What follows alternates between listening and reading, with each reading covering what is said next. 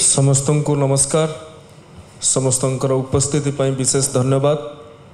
मंच रे उपस्थित ओडिशा स्टेट बैडमिंटन एसोसिएशन सभापति पाटिल महोदय, उपस्थित आम विभाग सचिव सचिन यादव महोदय,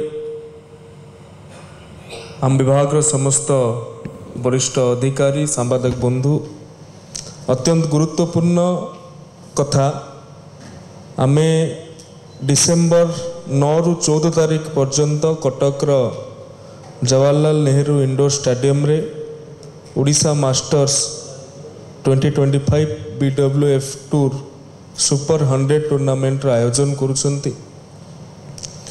गत वर्ष करथिले, ता पूर्व वर्ष करिसंती, ता पूर्व वर्ष मध्य करथिले।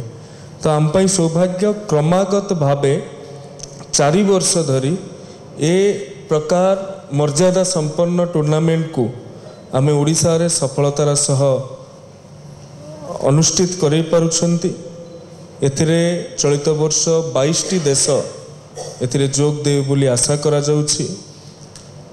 फिनलैंड, हांगकांग, चाइना ठू आरंभ करी Sri Lanka, Malaysia, Israel, Japan, Spain, Egypt, Indonesia, America, Australia, England, Thailand, Bulgaria, Chinese Taipei, UAE, Uganda, Saudi Arabia, Venezuela, Russia, Bangladesh इत्यादि क्रीड़ाविद माने ए मर्यादा संपन्न टूर्नामेंट रे भाग नेबे। 22टी देशरू 400 रु अधिक क्रीड़ाविद माने एथिरे भाग नउछंती। बाकी पाखापाखी 100 क्रीड़ाविद भारतीय माने रहिबे, सेथिरु 13 जन आम ओडिशार रहिबे बोली आमे आशा व्यक्त करुछु।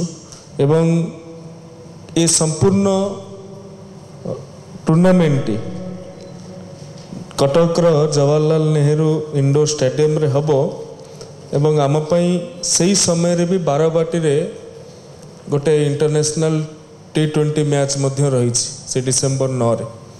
ओडिशा पई नुआ नुहे एक समय रे एकाधिक अंतर्जातीय स्तर टूर्नामेंट को ऑर्गेनाइज करिवार एक्सपर्टाइज आम राज्य पाखरे रही।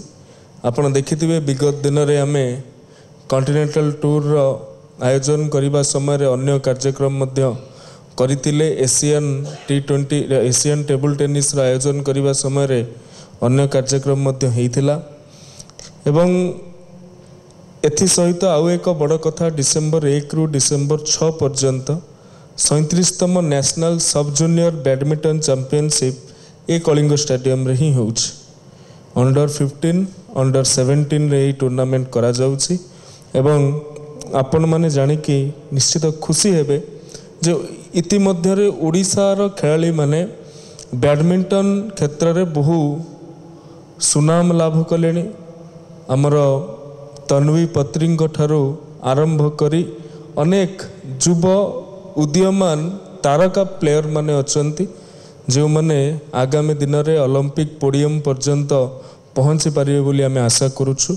एवं बैडमिंटन को एथिपाई आमे गुरुत्व दउछु, केवल प्रतिभा चयन बा राज्यर नाम को देश विदेश रे परिचित करेबार अर्थ नुहे। बैडमिंटन एमिति गोटे उपकरण जहा द्वारा आमे कम्युनिटी को इन्वॉल्व करिक रखि परिबा। प्रधानमंत्री नरेंद्र मोदी जी, माननीय मुख्यमंत्री आग्रह अच्छी ओडिशा को भारत वर्ष को फिट रखिबा पाई। एवं ये फिट रखिबा प्रक्रिया रे बैडमिंटन गोटे महत्वपूर्ण उपादान। एवं आपण माने जानि कि खुशी हेबे सारा ओडिशा रे जते इंडोर स्टेडियम सब रही पाखापाखी 2 लाख रु अधिक पिला सारा ओडिशा रे बैडमिंटन आज दिन में खेली पारुछंती। एवं जो जो इंडोर स्टेडियम रे जते दक्षता अच्छी ताहाको आगामी दिन मानकरे केउ भली भाव में 100% करिहेबो सेतिपई मध्य विभाग चेष्टित अछि। तेणु ए विशेष अवसर रे आपण मानक माध्यम रे मु ओडिशावासी को देशवासी को जणै देबाकू चाहूँगी, समस्ते मर्यादा संपन्न टूर्नामेंट देखा आसतु एवं खेलर इकोसिस्टम रे अंशग्रहण करने को प्रतिवेदन कर। धन्यवाद।